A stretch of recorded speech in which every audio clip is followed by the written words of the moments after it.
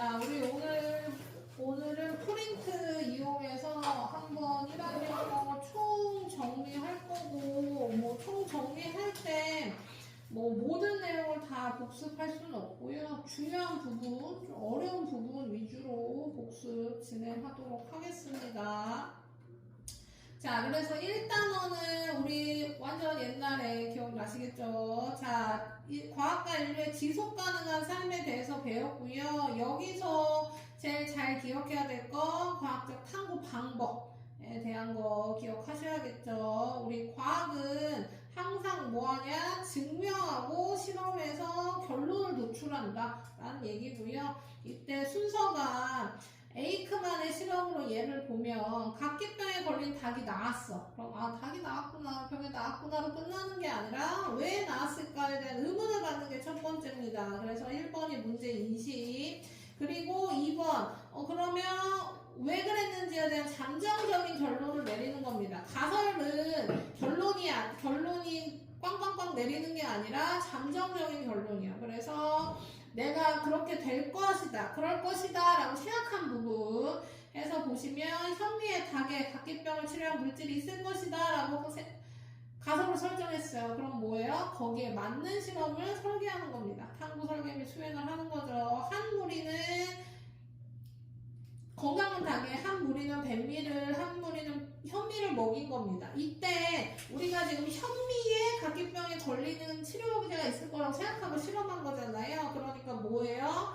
현미랑 백미 말고 다른 조건은 다 동일하게 두고 요것만 다르게 한 다음에 실험을 하는 거죠. 실험을 했더니 결과가 각기병에 걸린 백미만 먹은 닭은 각기병에 걸렸고 현미만 먹은 닭은 각기병에 걸리지 않았어요. 그리고 각기병에 걸린 닭한테 현미를 줬더니 나았어요. 그러면 자료 해석을 했더니 뭐 하는 거예요? 네, 가설이 맞았구나 라고 결론을 내린 거죠. 현미에는 각기병을 치료하는 물질이 있다 라고 결론 내렸습니다. 이런 순서대로 하는 건데 만약에 결론을 도출했는데 내 가설이 틀렸어. 그럴 수도 있죠. 그러면 가설을 수정으로 끝나는 게 아니라 다시 탐구 설계 및 수행 자료 해석해서 결론 도출까지 이어져야 된다.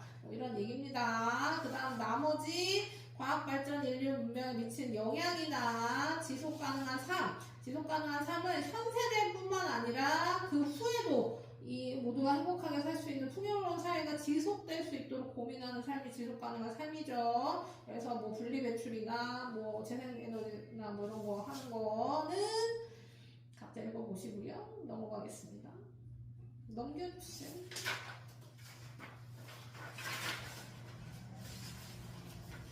다 기억나죠? 옛날에 배웠던 거. 자, 그 다음에 세포는 생물을 이루는 구조적, 기능적 기본 단위, 가장 작은 단위입니다. 제일 작은 건 아니에요. 크기가 제일 작다는 얘기가 아니라 구조적, 기능을 하는 애들 중에 제일 작은 애라고 생각하시면 됩니다. 그게 세포고, 그 세포 안에 세포질, 핵, 세포막, 마이토콘드리아 공통적인 것들은 이거.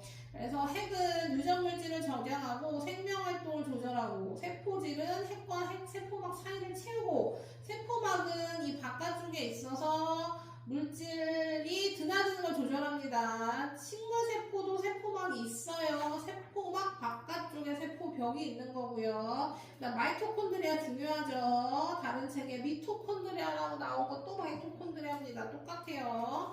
생명활동에 필요한 에너지를 생성합니다.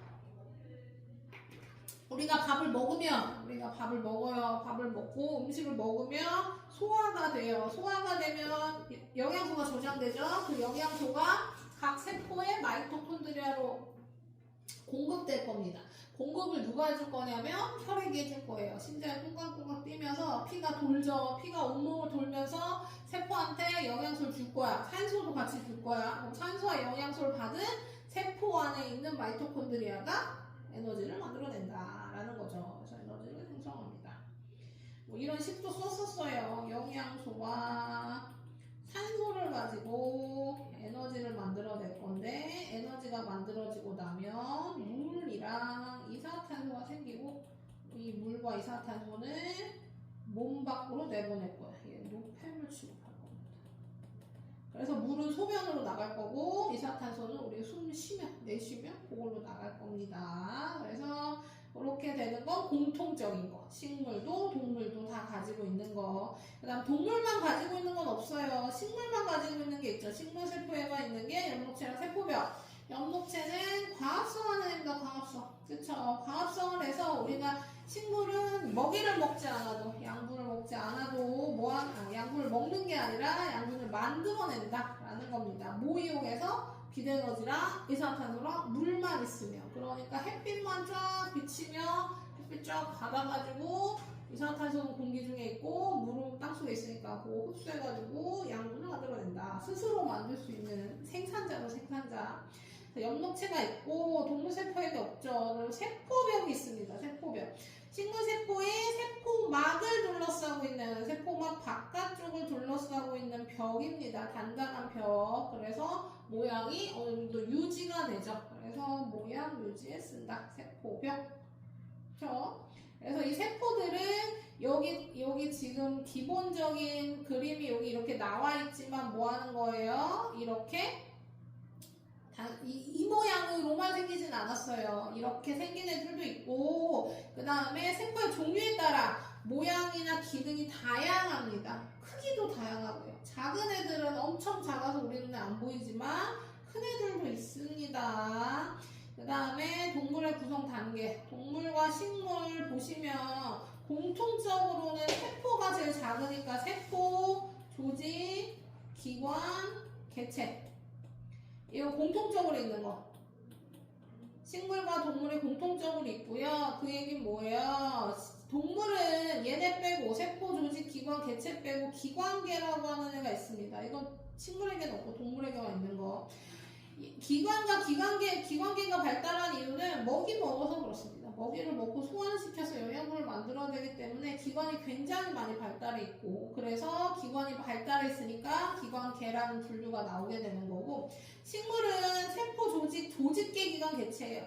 기관이 되게 단순합니다. 우리 기관, 그 식물의 기관은 뿔이란다. 뿌리, 줄기, 잎, 꽃, 열매 정도거든요. 그래서 기관계는 포함되어 있지 않고 조직이 모여있는 조직계의 단계가 있다. 너무 빨라? 넘길게요. 2단원 생물의 다양성.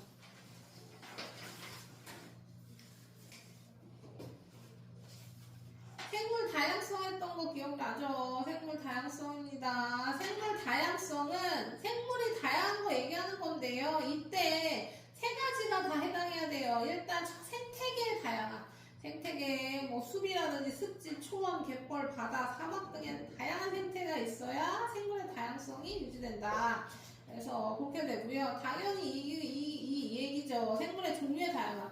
생물이 많은 게 문제가 아니라 생물의 개수가 많은 게 아니라 생물의 종류가 다양해야 된다. 그럼 세 번째, 같은 종류 생물 사이에서 나타나는 특징. 같은 종류 생물 사이에서 나타나는 특징을 뭐라고 한다? 변이라고 합니다. 변이가 다양하다. 그래서 같은 종류 생물이라도 생김새, 크기, 색깔 등의 특징이 다르다라는 겁니다. 그래서 변이 기억해 주셔야 돼요. 변이. 여기 나오죠. 변이는 같은 종류 생물 사이에서 나타나는 특징이 서로 다른 것. 그러니까 다른 종이 다른 건 당연한 거고 같은 종인데 다른 특징을 갖는 게 변이에요. 그리고 이 변이는 생물 생존에 영향을 줄 수도 있고 다양해질 수도 있습니다. 이게 포인트예요. 그러니까 환경에 따라서 생존에 유리한 변이가 달라지니까 변이가 다양하면 다양할수록 살아남는 데 유리한 거죠. 어떤 환경 변화에도 살아남는 데 유리한 겁니다. 이때 뭐 얘기했었냐면 기억나요? 그 흰 나방이랑 까만 나방 얘기했던 거 기억나요? 안 나요?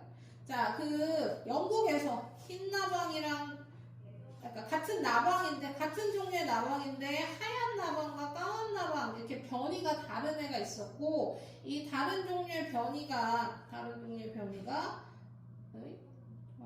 생존에 다르게 작용했다는 건데요. 무슨 얘기냐면 자, 그러니까 영국에 어떤 종류의 나방이 있었는데 이 나방은 원래 하얀 나방이 더 많았고 까만 나방이 더 적었어요. 흰 나방들 나방들이 있었고 까만 나방들이 있었는데 흰 나방의 숫자가 훨씬 많고 까만 나방의 숫자가 적었어요. 근데 산업혁명이 일어나고 산업혁명이 일어났어요. 산업혁명이 뭐냐면 우리가 인간이 다 하던 거를 증기기관, 그러니까 석탄을 태워서 끓여서 수증기가 나오고 그 수증기가 터빈 모터를 돌려가지고 돌아가는 기계들, 증기기관이 발달하면서 인간이 하는 걸 다 기계가 하기 시작한 거예요. 그래서 자동차가 나오고 기차가 나오고 그 옛날에는 천을 이렇게 사람이 직접 직조했단 말이에요. 이렇게 넣고 하나 위빙 해봤어요? 끼고 하여튼 사람이 다 꿈에서 일일이 수작업으로 원단을 만들었는데 기계가 하기 시작한 거죠. 그냥 촥촥촥촥 기계가. 자, 그러면서 이제 석탄을 많이 태우기 시작했잖아요. 그러니까 그 재가 날린 거예요, 재가. 지금 뭐 공기가 뭐 미세먼지가 어떻고 막 그러지만 그때는 아예 그런 게 없었기 때문에 하늘이고 얘가 뿌했어. 이 재가 날려가지고. 그러니까 어떻게 된 거예요? 하얀 나방은 뒤로 가네. 자, 다시 그릴게요. 하얀 나방은 눈에 띄게 되는 거죠. 아까 여기에서는 눈에 안 띄던 게 이 까만 벽과 까만 나무에도 다 재가 달라붙어서 나무 껍질이 까매진 거예요. 그래서 까만데 너무 눈에 잘 띄고 검은 나방은 그 검은 벽에 눈에 잘 안 띄게 되는 거죠. 그랬더니 천적들이 얘를 잡아먹어서 흰 나방의 숫자가 줄어들고 검은 나방의 숫자가 늘어나더라. 뭐 이런 얘기입니다. 그래서 변이가 환경이 달라지면 생존에 유리한 변이도 달라진다. 이해로 이 나방이 제일 많이 나오죠. 그러니까 생존에 영향을 줄 수도 있는 겁니다. 그쵸? 그리고 다양해진 게 변이와 관련이 있대요. 왜 다양해진 게 변이와 관련이 있냐면요. 뭐 얘기할까요? 이거 얘기합시다. 요거랑 연관하시면 돼요. 요 내용은 여기랑 이어져요. 자, 생물 변이와 환경에 적응하는 과정을 보시면 생물 다양해지는 걸 이해할 수 있을 거예요. 여기에 나오는 게 핀치입니다. 핀치. 새요, 새. 핀치라고 하는 새가 원래 대륙에 살았어요. 대륙에. 제가 알기로 미국 아메리카 대륙에 살고 있었습니다. 근데 갑자기 환경이 변하면서 얘네들이 다 떠나서 이주를 하게 된 거예요. 그리고 이주를 하면서 바다로 날아가서 정착한 게 그 갈라파고스 섬이라는 제도.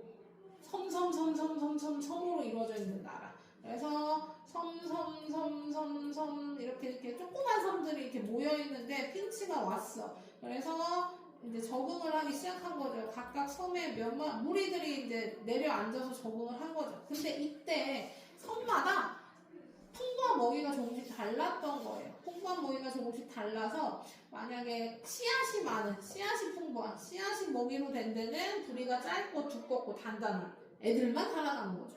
그리고 선인장이 많은 섬에서는 뿌리가 선인장 가시보다 길고 날카로운 애들이 살아남았어요. 그리고 벌레가 많은 섬에서는 얇고, 우리가 벌레가 이렇게 나무 틈이나 이런 데 사니까 그런 틈을 찝을 수 있는 부리가 굉장히 얇고 가는 애들이 살아남았습니다. 이런 식으로 살아남아서 지금 현재는 다양한 종이 된 거죠. 여러 종이 된 거. 그러니까 이제는 합쳐서 다시 합친다 하더라도 지금 원래 같이 살았고 섬마다 각자 흩어져서 살면서 자손을 나눠서 시간이 오래 지났잖아요. 그럼 이제는 다시 얘네들이 이주해서 같은 지역에 산다고 하더라도 같은 종이라고 볼 수 없는 다양한 종이 됐다. 이렇게 보시면 되는 겁니다. 그러니까 변이가 환경에 적응하면서 다양한 생물이 된 거죠.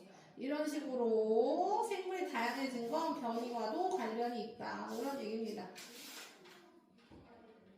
좋아요. 또 넘길게요.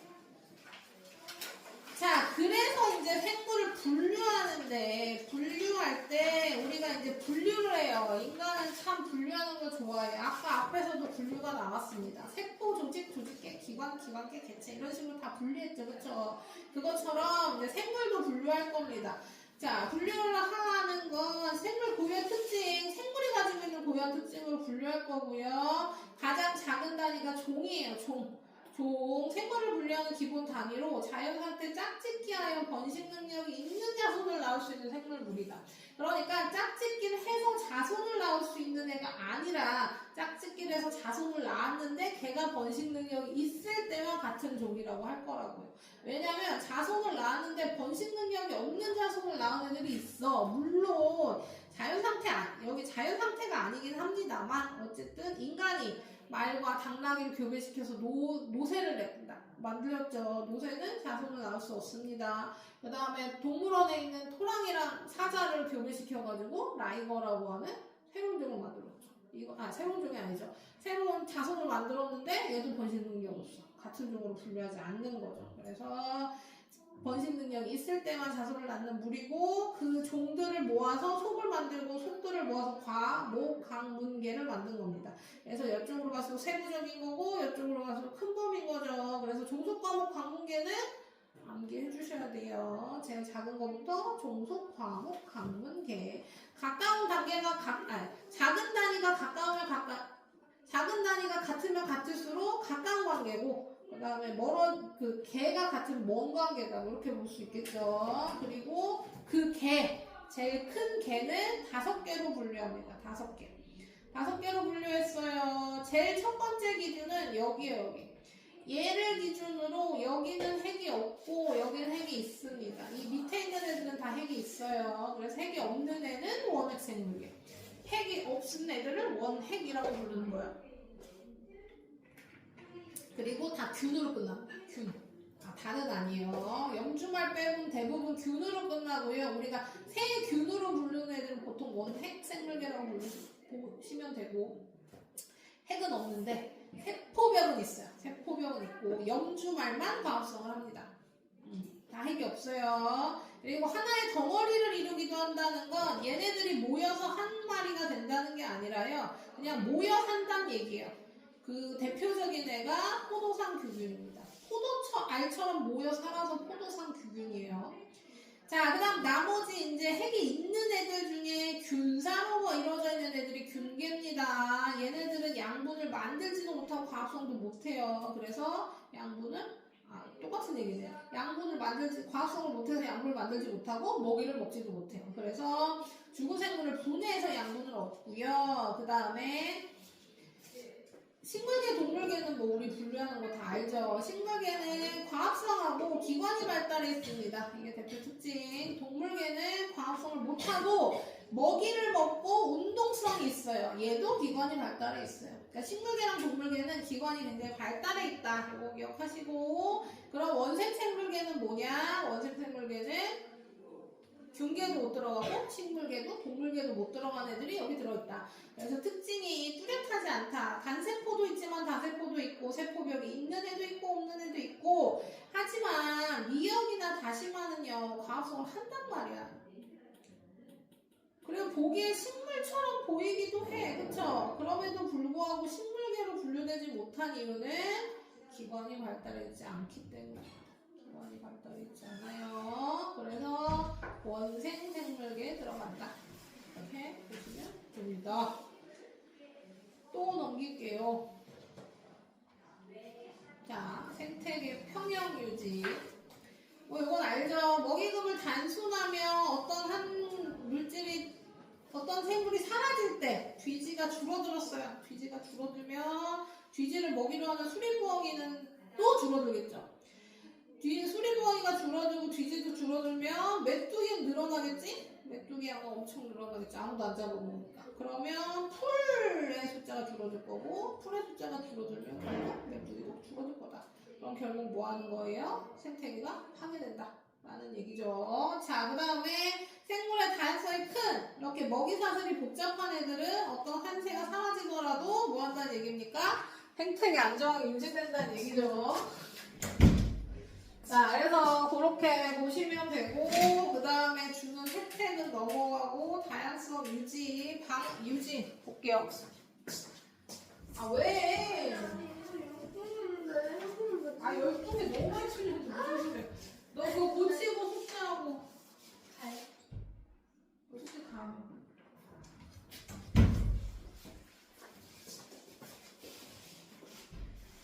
자, 그래서 감소 원인의 첫 번째 1등이 서식지 파괴입니다. 서식지 파괴. 자연은 다 인간 때문이야. 인간 때문에. 자연을 개발하면서 서식지 파괴하면 거기 있는 생물들이 사라지게 되는 거예요.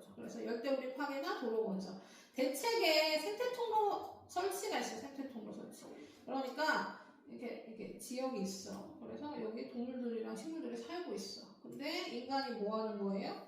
도로를 갈라. 그러면 여기 있던 애가 여기 살던 애가 여기로 사촌 집에 가고 싶어. 그럼 뭐 해야 돼요? 도로를 건너야 되잖아요. 그러면 인간이 자동차로 지나갈 거니까 옆에 좌우 살피고 천천히 건너가세요 라고 얘기할 수가 없으니까 얘는 그냥 건너가고 우린 그냥 가고 그럼 로드킬이 많이 발생하고 생명들이 죽죠. 일단 여기 살던 애들은 다 쫓겨나는 거고 쫓겨나는 것뿐만 아니라 뭐도 문제인 거예요? 자동차에 치이는 것도 문제인 거예요. 그러면 이걸 해결하기 위해서 뭐 하는 겁니까? 얘랑 같은 비슷한 환경에 다리를 놔주는 겁니다. 다리 이렇게 놔주면 얘네들이 일로 건너가세요라고 얘기하지 않아도 여기로 건너가면서 생태 좀 유지된다. 그런 얘기고요. 남획은 무분별하게 잡는 걸 남획이라고 합니다. 그 코끼리를 남획하던 적이 있었죠. 지금은 많이 줄었는데요. 예전에 상아가 비싸고 이쁘고 구하기 어렵고 사람들은 좋아하니까 상아를 잘랐어. 근데 상아를 이쁘게 코끼리 상아만 자른다고 코끼리가 죽진 않죠. 그쵸? 좀 자른다고 죽진 않는단 말이에요. 그러니까 이빨이라고 치면 이빨을 하나 자른다고 죽진 않는데 이제 뭐 하는 거예요? 상아를 얻기 위해 이걸 자르는 수고를 하지 않기 위해 코끼리를 죽여버리는 겁니다. 코끼리를 죽이고 상아는 빼가는 거예요. 이런 밀렵국들이 많아지고 코끼리 숫자가 급감하면서 뭐 하는 거예요? 이러면 안 되겠다고 생각한 사람이 뭐 했어요? 현상금을 걸었어요. 코끼리 상아보다 훨씬 아름답고 사용하기 편리한 물질을 갖고 온다면 내가 이 금액을 주겠다 라고 해서 개발된 게 플라스틱입니다. 물론 이런 에피소드가 없었어도 플라스틱은 뭐 개발이 됐겠지만 어쨌든 이런 결과로 플라스틱이 생기면서 그런 약속도 있죠. 이제 코끼리를 남획하지 말자는 약속도 하면서 코끼리의 숫자를 유지할 수 있게 되었다. 이런 얘기입니다. 자, 그 다음에 외래종 유입. 외래종 유입은 지금 현재도 위협이 되고 있는 중이죠. 여기 나오는 큰잎베스, 가시박, 뉴트리아. 뉴트리아는 우리가 인간이 개입해서 큰잎베스나 가시박도 인간이 개입하긴 하는데요. 뉴트리아도 현상금을 걸었죠. 한 마리에 3만원인가? 잡아오면 나라에서 주고 막 그랬어요. 지금은 생태계 안정이 됐습니다. 뉴트리아는 막 넓게 퍼져나간 건 아니라서요. 그 지역에 뉴트리아를 키우던 회사가 망하면서 그 지역에 뉴트리아 숫자가 갑자기 늘어나면서 생태계가 파괴된 거거든요. 그러니까 먹이사슬이 파괴된 거죠. 뉴트리아를 잡아먹는 천적이 없어. 애들을 잡아먹는 애들이 있잖아요. 그러니까 예를 들면 여기 나오는 대로 수리부엉이가 쥐들을 잡아먹는단 말이야. 그쵸? 그러면 뭐예요? 뉴트리아도 잡아먹을 수 있어. 너무 큰가? 어쨌든 수리부엉이가 처음 보는 뉴트리아를 잡아먹지 않는다는 거죠. 왜냐면 모르는 애니까.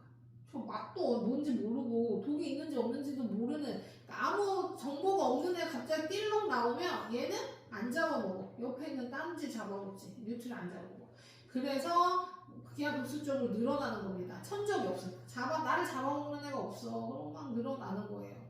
그런데 사람이 잡았죠. 처음에 사람이 잡았고요. 지금은 삭이라고 하는 애가, 삭 들어봤죠? 우리나라에 사는 가장 작은 맹수입니다. 맹수에 속해요. 고양이랑 똑같이 생겼는데요. 어쨌든 삭이라는 애가 뉴트리아를 잡아먹기 시작하면서 뉴트리아 숫자는 조절이 됐습니다. 뉴트리아는 지금 현재는 걱정할 필요는 없다고 알고 있어요. 나머지 큰잎 베스도 생태계를 엄청나게 파괴하고 인간이 엄청 잡아들입니다. 가시박은 식물이에요, 식물. 그래서 가시박이 자라게 되면 딴 식물들을 덮어버려요.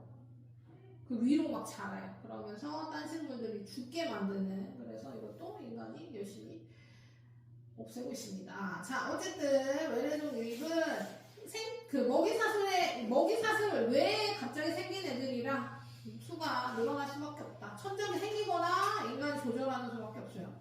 자, 그다음 환경오염. 이거 환경오염과 기후변화 묶어서 얘기할 수 있겠죠. 환경이 오염되면 환경오염에 약한 생물이 사라지고요.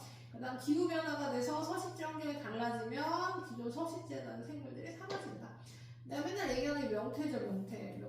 몇 번씩 얘기했죠, 명태. 우리나라에서 명태가 진짜 많이 잡혔고 흔한 생물. 그래서 이 생선을 진짜 많이 먹었어요. 그래서 명태를 생으로 먹으면 생태, 얼려 먹으면 동태, 말려 먹으면 황태인가? 그다음 뭐 얼렸다 하면 뭐 저거고 뭐 코다리도 있고 새끼는 노가리고 뭐 하여튼 엄청 많이 먹어서 이름이 엄청 다양하지만 현재는 잡히지 않고 있습니다.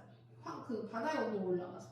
그래서 러시아 쪽에서 잡히고 지금은 오징어가 점점 잡히는 게 줄어들고 있는 추세죠. 오징어가 우리나라에서 제일 많이 잡혔지만 그것도 줄어들고 있는 추세고 그러면 오징어도 위로 올라가면 저 밑에 있는 애가 올라오겠죠. 환경 그 기후변화가 일어나고 있으니까. 자, 그래서 이런 감소 원인을 대책 해결하는데 개인적, 사회적, 국제적으로는 여러 가지 협약을 맺고 우리 이거 하지 맙시다 뭐 이렇게 하는 거죠. 고래를 잡지 말기로 한 약속이라던가 아니면 습지를 보호하기로 한다던가 람사스 협약처럼 그런 것들이 있고 사회적 차원은 이제 국가에서 조절하는 거고 개인적 차원은 우리가 할 수 있는 일 읽어보시면 되겠습니다. 넘길게요.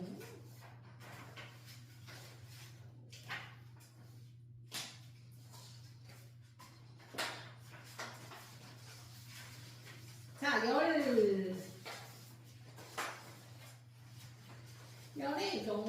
자, 열은 온도부터 보겠습니다. 온도가 물질의 차갑고 따뜻한 정도를 숫자로 나타낸 게 온도예요. 우리가 쓰는 온도, 일반적인 온도는 섭씨 온도라고 하죠. 섭씨 온도.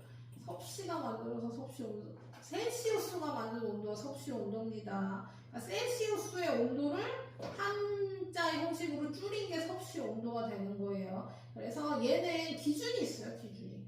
물의 어느 온도가 0도, 끓는 온도가 100도로 지정하고 그걸 100등분한 온도가 우리가 얘기하는 섭씨 온도인 거고요. 화씨 온도가 있는데 우리 화씨 온도 안 쓰니까 화씨 온도 빼고 그 절대 온도라고 이제 과학책에 많이 나오는데 K라고 쓰고 섭씨 온도는 도시잖아요. K라고 단위가 있고 얘는 입자의 온도. 우리 과학에서 입자 온도 계속 얘기하잖아요. 온도 올라가면 입자 온도 활발해지고 온도가 내려가면 입자 온도 둔해지고 거기에 그거 기준으로 만든 온도가 절대 온도입니다. 그 정도 기억하시면 되고 여기 방금 바로 나오네요. 온도가 높으면 입자온도 활발해지고 입자온도 활발해지니까 뭐한다? 온도가 높을수록 입자선이건 가깝다. 자, 고쳐주세요. 이거 오타 났네요. 여기 온도 물체 이걸 바꿀까? 이걸 바꿀까? 입자 온도 높을수록 입자 사이 거리는 멉니다. 멀다. 고쳐주셔야 돼요. 정우가 영상을 열심히 보고 있으니 이걸 고쳐오겠지 다음주에? 확인해봐야 됩니다. 자, 그 다음에요. 온도가 높은 물질은 그래서 여기 나오죠. 온도가 높은 물질은 입자 온도가 활발하고 입자 사이 거리가 멀고 온도가 낮으면 둔해지면서 가까워진다 라는 얘기고요. 자, 열평형은 온도가 다른 두 물체가 시간이 지났을 때 온도 같아진 상태. 자, 열은 어떻게 되냐면 온도가 높은 데서 온도가 낮은 곳으로 이동합니다. 항상. 언제까지? 같아질 때까지. 그래서 온도가 높은 데서 낮은 곳으로 이동하는 게 열이고 열은 온도가 같아질 때까지 이동한다. 같아진 상태를 열평형이라고 한다. 이렇게 기억해 주시면 되겠습니다. 그래서 2호 예 읽어보시고 넘길게요. 자, 여기는 잘 봐야겠죠. 여긴 좀 어려우니까 천천히 설명을 해보겠습니다. 자, 열량과 비열이래요. 우리 처음 보는 거. 우리가 뭐 열을 모르진 않잖아요. 그쵸? 우리가 중학교 공부 안 한다고 열이 뭐지? 뭐 이러진 않지만, 우리 열량과 비열은 공부를 좀 해야죠. 단위도 나오고요. 자, 아까 뭐라 그랬냐면, 온도가 다른 애들은 온도가 높은 데서 낮은 곳으로 열이 이동한다 그랬잖아요. 그때 이동하는 열의 양이 열량입니다. 열량 단순해요. 열의 양을 줄여서 열량이라고 한 거야. 그때 온도가 다른 물질 사이에서 이동하는 열의 양이 열량이고요. 칼로리, 킬로칼로리란 단위가 씁니다. 우리 단위는 익숙하죠. 우리가 그 음식 먹을 때 쓰는 단위랑 똑같죠. 왜 똑같으냐면 우리가 음식이 안에 들어가서 소화가 되면 열이 발생한다. 이런 좀 이상한가? 열 에너지가 만들어져요. 열 에너지가 만들어지니까 그 열의 양도 칼로리, 킬로칼로리란 단위를 쓰는 거죠. 이거 먹고 열이 나는 것도 열량. 자, 그 다음 비열. 어떤 물질이 1kg의 온도를 1도씩 높이는 데 필요한 열량의 비열입니다. 얘는 암기해 주셔야 돼요. 문장 자체로 기억해 주세요. 비열은 어떤 물질이 1kg의 온도를 1도씩 높이는 데 필요한 열량입니다. 킬로그램이 정해져 있어요. 그러니까 뭐 그런 문제가 나오진 않겠지만 이런 거예요. 물 1kg과 물 10kg의 비열은? 이라고 물어보는 건 소용이 없는 거죠. 왜냐면 비열 자체는 1kg으로 맞춰서 얘기하는 거니까 물이 1kg이든 10kg이든 물의 비열은 1kg의 온도를 1도씩 높이는 데 필요한 열량이니까 다 같을 거예요. 자, 그래서 비열식을 외워야 됩니다. 요것 때문에 좀 어렵죠. 비열은 질량 곱하기 온도 변화분의 열량 이고요. 뭐 당연히 온도의 단위는 도씨가 될 거고 온도의 단위는 도씨가 될 거고 도씨가 될 거고 열량의 단위가 킬로칼로리면 질량의 단위는 킬로그램이어야 됩니다. 이렇게 단위 맞춰주셔야 된다는 것도 기억해 주세요. 그래서 물의 비열이 어차피 1kcal/kg 도씨니까요. 이렇게 단위가 된다라고 기억해 주시면 되겠습니다. 질량의 단위 킬로그램, 열량의 단위 킬로칼로리. 자, 그리고 물은 비열이 1이면 숫자가 작은 숫자 같지만 다른 애는 더 작기 때문에 다른 물질에 비해 비열이 큽니다. 그래서 온도가 잘 변하지 않아요. 헷갈리면 뚝배기에다 밥 먹어봤다. 뚝배기에 밥을 먹지 않지. 뚝배기 알잖아, 그쵸? 음식 먹을 때 쓰는 뚝배기. 뚝배기는 그 비열이 되게 큰 편입니다. 두껍기도 하고 비열이 커. 그럼 무슨 얘기예요? 여기다 음식을 넣고 가열하면 온도가 잘 안 올라. 뜨거워지는데 오래 걸려. 하지만 뭐예요? 끓이고 나서 우리 음식을 먹을 때도 어때요? 온도가 빨리 떨어지지 않고 뜨거운 걸 오래 지속돼서 먹을 수 있어요. 그쵸? 비열이 크다는 얘기는 그겁니다. 비열이 크다는 얘기는 온도가 잘 올라가지도 않고 온도를 올리면 잘 떨어지지도 않아요. 그것이 비열이다 라고 생각하면 됩니다. 비열이 큰 물질일수록 온도 변화하기 어렵다. 다 똑같은 얘기죠. 이거 꼭 기억해 주세요.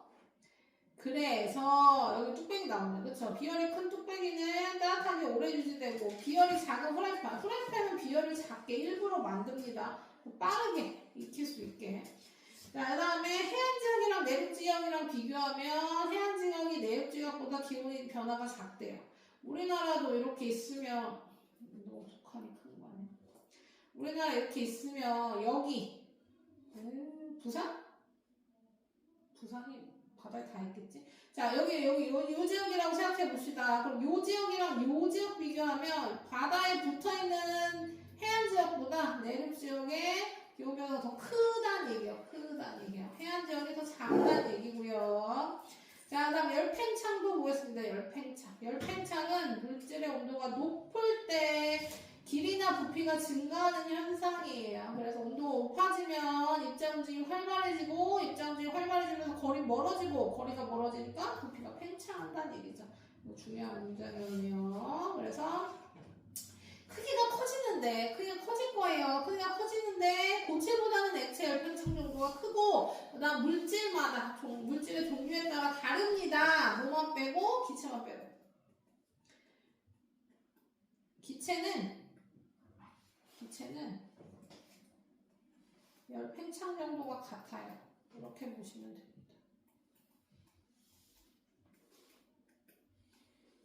종류에 관계없이.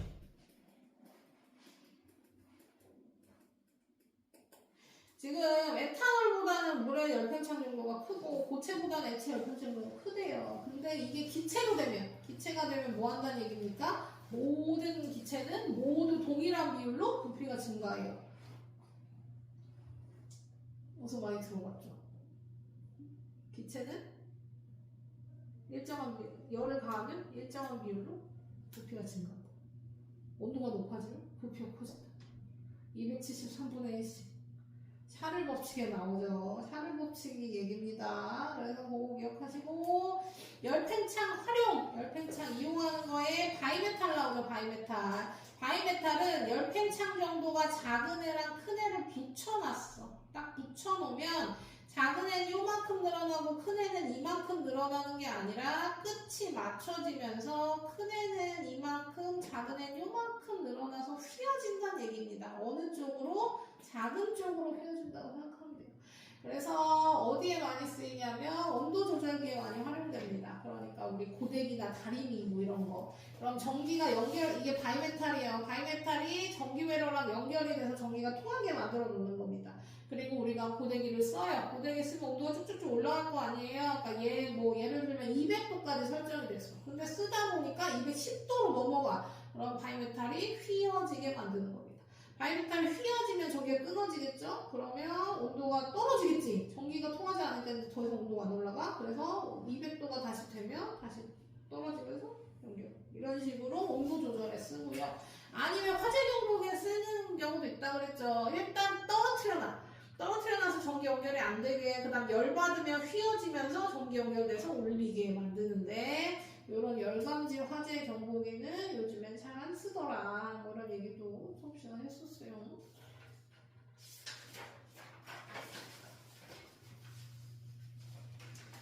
자, 5분만 쉬었다가 이어서 할게요.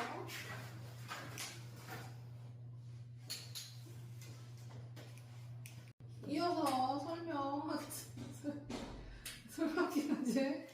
자, 우리 여기까지 했어요. 여기까지. 열팽창까지 했고, 이번에는 입자 운동 보겠습니다. 입자 운동은 입자가 가만히 정지있지 않고 스스로 끊임없이 모든 방향으로 운동하는 게 입자 운동인데요. 입자가 안 보여. 너무 작아서. 우리가 입자가 운동한다는데 운동하는 게 보이지 않기 때문에 그 보이지 않지만 입자가 움직인다는 걸 증명할 수 있는 현상이 확산과 증발입니다. 그래서 확산 증발을 보는 겁니다. 확산은 물질을 구성하는 입자가 스스로 운동하여 퍼져나가는 현상입니다. 많은 쪽에서 적은 쪽으로 퍼져나가고, 이 퍼져나가는 현상으로 입자가 운동하고 있구나, 가만히 있지 않는구나 라고 확인할 수 있는 거예요. 지금 준 거 말고 아까 준 거. 자, 그래서 얘로 나오는 게 액체 안에서는 잉크를 한 방울 떨어뜨렸을 때 잉크가 가만히 그대로 물 안에 잉크가 그대로 이렇게 떨어져서 여기 있는 게 아니라 들어가자마자 퍼져나가는 걸 말합니다. 퍼져나가는 이유는 잉크 입자도 움직이고 물 입자도 움직이고 서로 움직이면서 섞여 나가는 거고요. 기체에서도 마찬가지입니다. 내가 향수를 나한테 축적축적 뿌리면 나만 냄새를 맡는 게 아니라 시간이 지나면 나랑 가까운 데부터 먼 데까지 향수 입자가 퍼져나가니까 냄새가 퍼져나가더라. 그래서 이걸로 입자는 스스로 운동하는구나를 확인할 수 있는 실험. 읽어보시고, 증발은 액체가 기체로 변하는 건데요. 액체가 기체로 변하는 건데 이때 어떻게? 표면에서만 변할 겁니다. 스스로 운동하여 변하는 거예요. 무슨 얘기냐면 물을 이렇게 담아놓으면 물 안에 있는 애도 있고 표면에 있는 애도 있을 거 아니에요. 얘네들이 모두 가만히 있지 않는다는 얘기죠. 물 안쪽에 있는 애들은 어디로 움직이든지 물 아니지만 그 경계에 있는 애들, 표면에 있는 애들은 이쪽까지는 물 아니지만 돌아다니다가 날아가면 여기는 물 밖.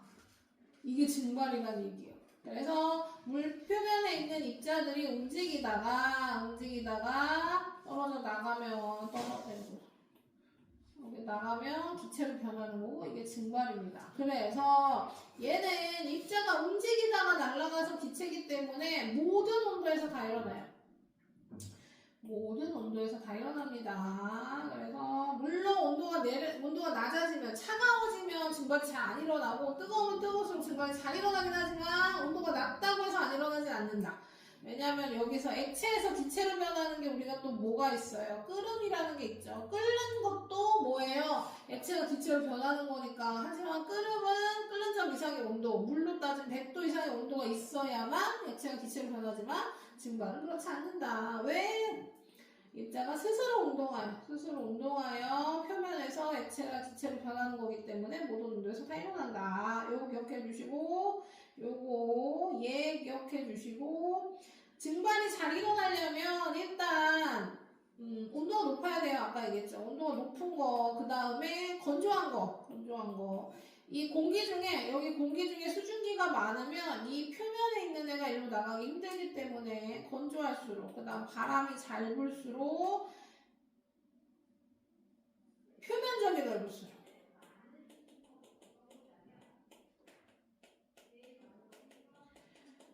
표면적이 넓다는 얘기는 뭐냐면요. 물이랑 닿는 면적이 넓다는 얘기예요. 그러니까 내가 똑같은 양의 물을 이렇게 납작한 접시에 담은 거랑 길쭉한 병에 담는 거는 증발의 양이 완전 다르다는 얘기죠. 왜냐면 표면에서만 일어난다고 했으니까 여기는 표면에 있는 입자들이 엄청 많겠죠. 얘에 비해서. 그럼 얘는 증발이 잘 안 일어나고 얘는 많이 일어난다. 그래서 그걸 표면적이라고 표현할 겁니다. 그래서 온도가 높을수록 건조할수록 바람이 잘 불수록 표면적이 넓을수록 증발이 잘 일어나는 조건이다. 이렇게 기억해 주시고 넘어가겠습니다. 자, 상태, 고체, 액체, 기체, 상태 보겠습니다. 물질의 세 가지 상태. 자, 고체는 모양이 이렇게 돼 있어요. 입자가 다닥다닥 붙어 있습니다. 입자가 둔하게 움직이고 입자 사이 잡아당김이 강하면서 배열은 규칙적이고 거리는 가까워요. 그러니까 부피는 작고 그 다음에 모양이 일정하고 부피도 일정하고 단단하게 되는 거죠. 그 다음 압축은 안 되죠. 압축될 공간이 없어요. 그 다음 액체는 열을 가하게 되면 입자가 비교적 고체에 비해서 비교적 활발하게 움직이고 입자 사이 거리가 멀어지고 불규칙적으로 변합니다. 그러면서 모양은 변하지만 부피는 일정한 성질을 갖게 되고 흐르고 압축이 거의 되지 않습니다. 기체는 입자 사이 간격이 어마어마하게 넓어져요. 어마어마하게 넓어지면서 넓어진 이유는 매우 활발하게 움직이기 때문에 매우 활발하게 움직이니까 입자 사이 거리 멀어지고 불규칙해지고 부피는 커지고 그러니까 모양도 변하고 부피도 변하고 흐르는 성질이 있고 압축이 됩니다. 왜냐면 이 사이 공간이 있으니까 내가 힘을 주면 살짝 가까워지게 되는 거죠. 그래서 이런 성질들을 가진다는 거. 그 다음 우리 이거 이름 암기하기로 했죠. 그래서 고체가 액체로 변하는 게 융해. 액체가 고체로 변하는 거 음고, 액체가 기체로 변하는 거 기화, 기체가 액체로 변하는 거 액화. 그 다음에 고체가 기체, 기체가 고체는 이름 둘 다 승화입니다. 그래서 이거 이름 기억해 주시고 얘 한번 읽어봐 주시고 그래요. 그래서 가열할 때는 운동이 활발해지고 배열이 불규칙적으로 변하면서 거리가 멀어지고 부피는 커진다. 냉각할 때는 입자 운동이 둔해지고 배열이 규칙적으로 변하면서 입자 사이 거리 가까워진다. 부피 작아진다. 이런 얘기입니다. 그 다음에 변하지 않는 것도 기억해 주세요. 변하지 않는 거. 이거 중요하죠. 자, 변하지 않는 게 뭐가 있냐면 물질의 성질과 질량은 상태가 변해도 변하지 않는 거예요. 왜 안 변하냐? 물질을 구성하는 입자의 종류와 수가 변하지 않기 때문에 변하지 않는다. 이렇게 기억해 주시면서 넘겨가지고 냉각 곡선, 가열 곡선 보겠습니다. 물질을 냉각하면 온도가 낮아지고 물질을 가열하면 온도가 높아지겠죠. 이때 뭐 하는 거예요? 상태 변화하는 구간에서는 온도가 일정하다라는 얘기죠. 온도 일정. 그래서 요거 말고 이렇게 생겼죠. 얼음을 가열한다고 합시다. 고체를 가열하면 고체가 녹는 구간에서 상태가 일정하고 액체가 돼서 올라갔다가 액체가 끓는 동안 다시 온도가 일정하고 여기서 수증기 냉각하면 액체되고 다시 냉각해서 고체될 때 다시 일정해진다. 이렇게 되죠. 여기서 얘는 어디 얘기하는 거냐면 액체가 기체니까 요 구간을 그린 거고 그쵸? 얘는 액체가 고체가 되니까 요 구간을 그린 거예요. 그쵸? 그래서 나는 통으로 다 그려볼게요. 자, 그러면 여기가 고체예요. 여기가 고체. 여기는 고체. 여기는 상태 변화는 고체가 액체가 되는 상태 변화 구간. 여기는 액체. 완전 액체가 되면 그때 온도 올라가는 거예요. 액체가 기체가 되고 여기 다시 기체. 여기서 기체가 액체가 되고 여기는 액체가 고체가 될 때 다시 온도 일정하다가 고체로 변하면 다시 온도가 내려간다. 뭐 이런 그래프고요. 이때 여기 고체가 액체가 되는 게 뭐라 그랬죠? 융해라고 했고 융해 될 때 온도는 녹는 점입니다. 액체가 기체가 될 때는 기화고 기화될 때 온도는 끓는 점입니다. 기체가 액체가 될 때는 액화고 여기는 점이 없어요. 이름이 없어요. 이름 없어. 자, 그 다음에 액체가 고체가 될 때는 응고고 응고가 될 때 온도는 어는 점입니다. 어는 점. 이렇게 기억해 주시면 되고 그 다음 하나 더 기억해야 될 게 뭐냐면요. 그럼 여기 왜 온도 일정하냐. 고체가 액체로 변할 때 액체가 기체로 변할 때 왜 온도 일정하냐. 이거 기억해 주셔야 됩니다. 온도가 일정한 이유는 가해준 열에너지가 모두 상태 변화하는데 사용됐기 때문입니다. 요거 잘 나와요. 문제 기억해 주세요. 가해준 열에너지가 물질의 상태를 변화하는데 사용됐기 때문에 가열하는데도 온도가 올라가지 않는다. 상태 변화할 때는.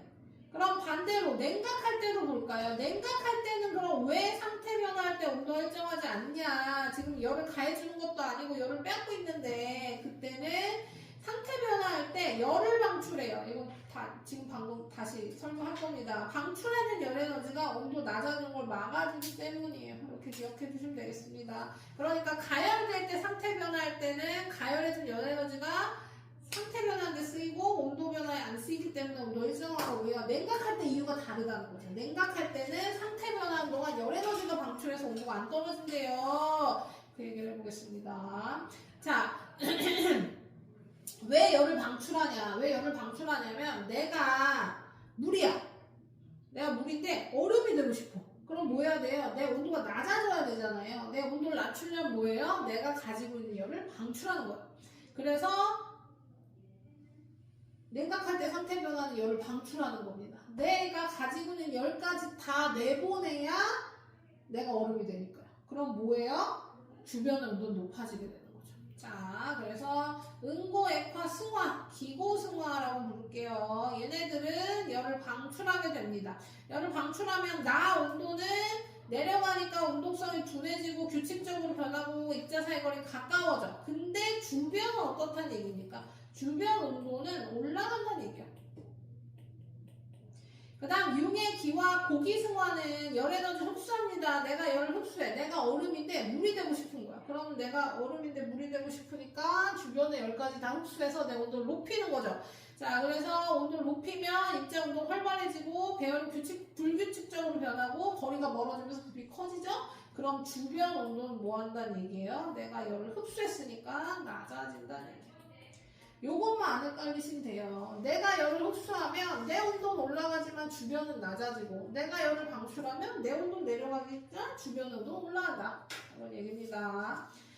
자, 그 다음에 마지막 이 단원의 마지막 열에너지 흡수 방출 얘는 한번 읽어보시고 그 얘 중에 에어컨 원리는 한번 설명할게요. 에어컨은 우리가 에어컨 바로 여기 있죠. 에어컨은 실내기랑 실외기로 나눌 거고요. 실내기는 차게 만드는 애잖아요. 그러니까 뭐 할 거냐면 냉매라는 애를 쓸 건데 뭐 냉매는 뭐 종류가 뭐 여러 가지 있습니다만 요즘에 쓰는 냉매. 어쨌든 차게 만드는 걸 냉매라고 해요. 냉매를 액체에서 기체로 변화시켜요. 액체에서 기체로 변화시키면 기화죠. 기화하면 열을 흡수합니다. 그러니까 에어컨이 이렇게 있으면 구조가 뭐냐면요. 뜨거운 바람이 들어가는 거예요. 뜨거운 바람이 들어가. 빨리 하여튼 들어가. 그럼 여기서 액체가 기체로 변하면서 열을 흡수해. 그러면 차가워질 거 아니에요. 그 바람, 뜨거운 바람이 차가워져서 밖으로 내보내주는 게 에어컨입니다. 그럼 차가운 바람이 나와. 뜨거운 바람은 들어가고 차가운 바람이 나와. 누구 때문에? 냉매 때문에. 냉매가 액체를 기체로 변하면서 열을 흡수했기 때문에. 근데 기체로 변한 냉매는 이제 못 써요. 액체에서 기체로 변할 때만 차가워지는 거잖아. 그러면 얘를 뭐 하는 거예요? 실외기로 보내는 거예요. 실외기로 변하면 이 기체를 뭘로 바꿔요? 액체로 다시 바꿔요. 액체로 다시 바꾸려면 열을 방출한단 말이야. 그래서 실외기에서는 따뜻한 바람이 나오는 거야. 그럼 액체로 바꿨으니까 다시 뭐예요? 실외기로 넣어서 기체로 바꾸게 만들고 이 기체는 다시 바뀌었으면 차가워지지 못하게 하니까 실외기로 가서 액체로 바꾸고 이걸 하게 하는 게 전기입니다. 이걸 돌리는 게 전기야. 그러니까 전기세가 많이 나오는 거죠. 그래서 어쨌든 액체를 기체로 변하게 하면 여기서 차가운 바람이 나오고 여기서 기체를 액체로 바꾸게 하니까 여기서 따뜻한 바람이 나오고 그래서 실외기랑 실외기의 차이점. 냉장고의 원리도 똑같습니다. 냉장고는 안쪽에 실내기 증발기를 달고 냉장고 뒤편에 벽에다가 실외기 응축기를 달아서 한 곳에서 실외기 실내기 다 쓰는 거죠. 알겠습니까?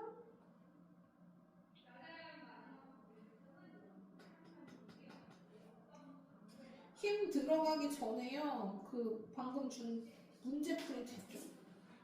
그것을 좀 풀어보겠습니다. 쪽지시요.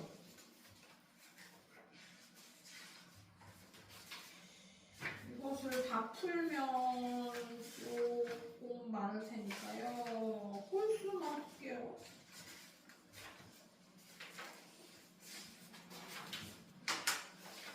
풀어보세요. 내가 그만 풀라고 할 때까지. 홀수만 푸세요. 홀수만.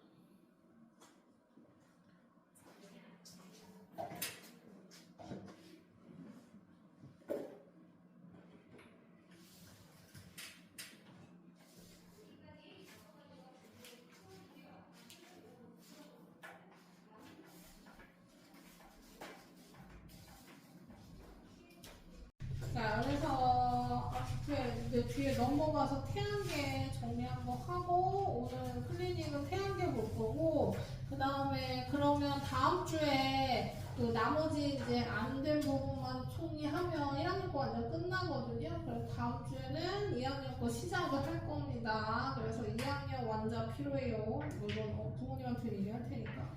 그래서 다음 주에는 1학년, 2학년 다 가지고 와야 돼요. 1학년 거. 다 풀려있는지 확인해야 되니까. 그래서 그렇게 하시면 되고 태양계 볼게요. 자, 태양계를 구성하는 천체. 우리 태양계는 태양을 중심으로 태양을 돌고 있는 구성하는 천체들 보겠습니다. 당연히 태양이 첫 번째, 태양의 중심 스스로 빛을 내는 유일한 천체입니다. 그러니까 별이 태양계 내에 태양 하나밖에 없어요. 그 다음 태양을 중심으로 공전하는 행성, 여기 지구 속하는 거고요. 돌고 있는 애가 많은데 일단 모양이 둥글어야 되고요. 그 다음 자신의 궤도 주변에 지배적인 지위를 갖는 것을 했더니 8개의 행성이 있었습니다. 거기가 수금지와 목토 천해까지인 거죠. 영왕성도 지구주위를 돌지만 모양도 둥글고 지구주위를 돌지만 지배적인 역할을 하지 못하고 다른 행성의 위성도 아닌 애들을 외소행성이라고 부를 거예요. 행성이 아니라 외소행성. 그 다음 그 행성을 중심으로 공전하는 애, 태양을 중심으로 공전하는 게 아니라 행성을 중심으로 공전하는 애 위성이라고 할 거고 지구의 위성은 달이 되는 거고 그 다음 소행성은 일단 모형이 불규칙해요. 그냥 지나가는 돌멩이처럼 생겼다고 생각하면 됩니다. 그 다음 크기도 다양하고 주로 화성과 목성 사이에 띠를 이루면서 이렇게 돌고 있어요. 자, 그 다음에 해성은 먼지와 얼음으로 이루어져 있고 태양이랑 가까워질 때 꼬리가 생깁니다. 태양풍의 영향으로 태양의 반대쪽으로 이렇게 꼬리가 생겨요. 태양이 여기 있으면 이렇게 꼬리가 생기고 해성이 여기 있으면 여기로 꼬리가 생기고 여기 있으면 여기로 꼬리가 생깁니다. 태양의 반대편으로 해성의 꼬리가 생기고요. 궤도가 이렇게 도는 게 아니라 이렇게 타원으로 돌기 때문에 굉장히 긴 궤도 시간을 갖는다. 그래서 대표적인 게 헨리해성이고 헨리해성이 약 80년 정도. 그래서 사람이 일생 동안 한 번밖에 볼 수 없는 행성. 자, 어쨌든.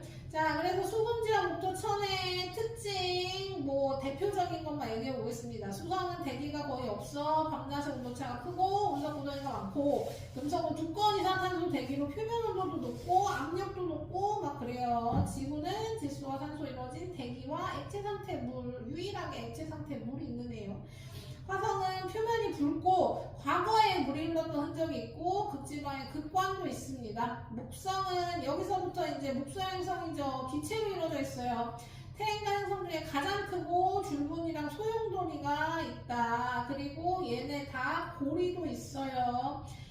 그 뚜렷한 고리, 토성은 뚜렷한 고리, 나머지는 희미한 고리. 어쨌든 목성 행성은 모두 고리가 있고, 천왕성은 얘가 제일 큰 특징이죠. 자전축이 기울어 누워 있습니다. 누워 있어요. 뭘 기준으로 누워 있다고 표현하는 거예요? 지구를 기준으로 누워 있다고 표현하는 거예요. 지구는 세워져 있으니까 지구가 약간 기울어진 채로 이렇게 있으면 천왕성은 이렇게 날아가겠습니다. 궤도면과 날아가겠습니다. 자, 그 다음에 해왕성은 표면에 소용돌이가 있고 해양 가장 바깥쪽 행성이 있고 여기에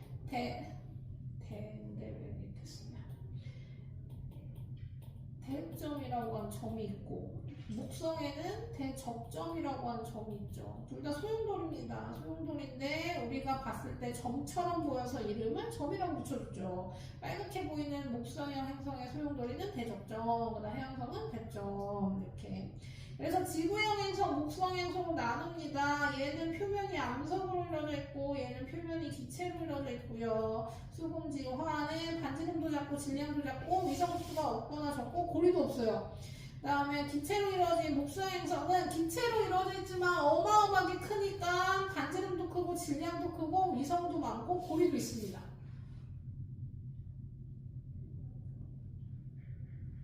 태양 볼게요. 태양은 태양계 내 유일하게 스스로 빛을 내는 천체고 태양 표면과 태양 대기로 나눈 겁니다. 표면에서는 쌀알문이랑 흑점, 그래서 흑점은 주위보다 2000도나 낮아요. 2000도나 낮으니까 어둡게 보이는 현상을 점으로 우리가 봤을 때 점처럼 보이기 때문에 흑점이고 쌀알무늬의 모양이 나요. 마치 쌀알을 뿌려놓은 것 같은 무늬. 그래서 태양 표면 전체에 쌀알무늬가 보이지만 얘는 뭐다? 대류 때문에 일어나는 거다. 태양 핵 가운데 핵이 뜨겁고 태양이 멀어질수록 차가워지니까 뜨거워진 기체는 올라가고 차가워진 애는 내려오면서 올라간 애가 더 뜨겁고 내려간 애가 더 차가우니까 밝고 어둡고 밝고 어둡고 밝고 어둡고가 반복되면서 그것이 마치 쌀알무늬처럼 보인다라고 해서 보시면 되고요. 그 다음 대기 및 대기 현상, 얘는 다 대기예요. 자, 광구가 가려지면 보입니다. 개기 있을 때 광구가 가려지면 광구 바로 바깥쪽에 얇은 층 채층 바깥쪽으로 넓게 펼치는 진주빛 층이 코로나가 훨씬 더 뜨겁다는 거 기억해 주시고, 홍염은 불기둥입니다. 불기둥이라고 생각하면 돼요. 고온의 물질이 솟아올라서 고리 모양이나 기둥 모양을 가지고, 플레어는 현상이죠. 무슨 현상? 폭발 현상. 폭발로, 흑점 부분의 폭발로 채층의 일부가 밝아지는 현상이 플레어입니다.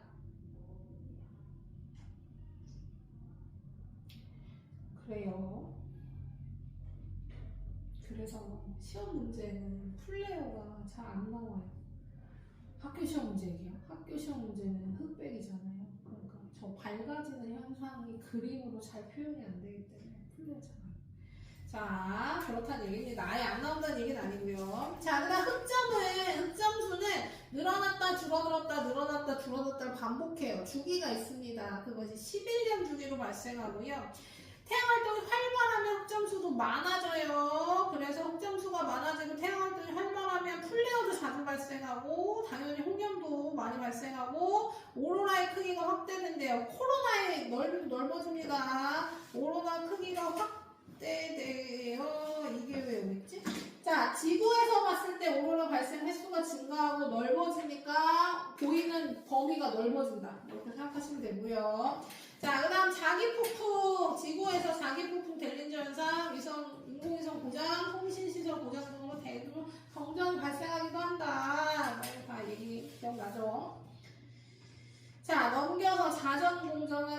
있습니다. 지구의 자전과 공전만 설명을 끝낼게요. 자, 자전은 뭐예요? 하루에 한 바퀴 도는 거고 서쪽에서 동쪽. 이게 문제 풀기 까다로운 이유가 이것 때문입니다. 내용은 대충 다 아는데 방향이 자꾸 헷갈려. 그쵸? 서쪽에 동쪽, 동쪽에 서쪽. 그것만 암기해 주시면 문제 잘 풀 수 있어요. 자, 자전 방향은 서쪽에서 동쪽, 하루에 15도, 24시간 동안 360도 도니까 1시간에 15도. 자, 지구가 서쪽에서 동쪽으로 도니까 지구가 돌면서 보이는 애들은 다 동쪽에 서쪽입니다. 그리고 실제로 움직이는 게 아니라 겉보기도. 그래서 태양도 동쪽에서 뜨고 달도 동쪽에서 뜨고 별은 어떻다고 했어요? 별은 하나가 있는 게 아니니까 동쪽에 있는 별들은 떠오르고 남쪽에 있는 별들은 지나가고 서쪽에 있는 별들은 치더라. 얘는 태양이랑 달이랑 똑같은 움직임이에요. 태양도 동쪽에서 뜨고 남쪽에 지나서 서쪽으로 지니까요. 달도. 근데 북쪽 하늘만 다르다. 북쪽 하늘은 자전축에 연결되어 있는 쭉 연결되어 있는 끝에 있는 북극성은 안 움직입니다. 북극성을 중심으로 돈다. 어느 방향? 반시계 방향. 1시간에 15도씩 돌아간다. 이거 기억해 주시고 공전도 볼게요. 공전은 1년에 한 바퀴. 얘도 서쪽에서 동쪽입니다. 실제로 움직이는 건 다 서쪽에서 동쪽이라고 생각하면 돼요. 그 대신 연주운동은 지구가 1년 동안 한 바퀴 돌면서 보이는 거고 태양의 연주운동은 어딘지 안 나오네. 태양의 연주운동은 서쪽에서 동쪽이에요. 서쪽에서 동쪽이고 별의 연주운동은 동쪽에서 서쪽입니다. 그래서 요거 책 보고 암기해 주셔야 되고요. 요거 보는 거 기억나죠? 그래서 지구가 공전하면서 계절마다 보이는 별자리가 다른데 지구가 여기 있을 때는 태양을 쳐다봐. 그쵸? 태양이 떠있어. 어디에 떠있어? 처녀자리 위치에 떠있어. 그러면 날짜가 안 나왔네요. 지금은 처녀자리인 거예요. 1, 2, 3, 4, 5, 6, 7, 8, 9, 10. 10월인 거죠, 10월. 그 다음에 10월에 그럼 우리는 어디를 보는 거예요? 태양 반대편을 쳐다보면 밤에 물고기 자리가 제일 하늘 높이, 남쪽 하늘에 떠 있을 거다. 이런 얘기입니다. 자, 여기도 볼까요? 여기에 지구가 여기 있으면 지구에 있는 애가 태양을 쳐다봐. 그러면 태양은 궁수 자리에 떠 있는 거죠. 궁수 자리 위치에 태양이 떠 있는 거고, 궁수 자리 안 보입니다. 날짜죠. 1월이고, 1월에 그럼 우리는 밤에 저쪽 쌍둥이 자리를 보게 된다. 이렇게 됐습니까? 이런 식으로 할 수 있다. 자, 이거 지난주에 한 거니까 이거 간단하게 설명할게요. 자, 달이 실제로 스스로 빛을 내는 애가 아니라 뭐예요? 태양빛을 반사해서 빛을 내는 애기 때문에 태양과 달과 지구의 위치에 따라 보이는 위상이 다르다. 그래서 보이지 않는 사기 음력 1월입니다. 음력 1일에 4. 그 다음에 고시기 지나면 여기 초승달, 그 다음 반달, 이름 없는 달, 완전히 동그란 보름달. 이게 음력 15일이라고 그랬죠. 그 다음 이제 빠져요. 왼쪽으로 볼록한 하얀달, 왼쪽 손톱 구름달. 이렇게 한 달 주기로, 약 한 달 주기로 돌면서 보이게 된다. 이런 얘기죠. 기억나죠? 이게 제일 나중에 설명했던 거니까. 그래서 일식, 월식. 완전히 가리면 개개인식, 일부만 가리면 부분일식. 개개인식은 완전 좁은 범위. 달이 태양을 가리는 거기 때문에 태양이 완전히 가려지려면 그림자가 겹치는 부분, 요 부분만, 지구에서 따지면 요 일부분, 여기 부분만 개개인식을 보게 되고 그 나머지는 부분일식을 보게 됩니다. 태양, 달, 지구 순서로 일직선상에 위치해 있어야 되고 오른쪽부터 가려지고 오른쪽부터 나온다는 거. 달은 지구 그림자로 들어가면서 어떻게 된다 그랬어요? 완전히 들어가면, 그림자 속에 완전히 들어가면 안 보이는 게 아니라 붉게 보인다고 했습니다. 얘도 왼쪽부터 가려지고 왼쪽부터 빠져나온다. 그래서 부분월식 때는 일부가 가려지면서 모양이 가려지지만 완전히 들어가게 되면 달 형태가 완전히 보이게 된다는 것도 기억해 주시고 여기까지 하겠습니다. 고생하셨어요. 그래서 다시 한번 얘기하지만 다음 주에 1학년 완전 마무리하면서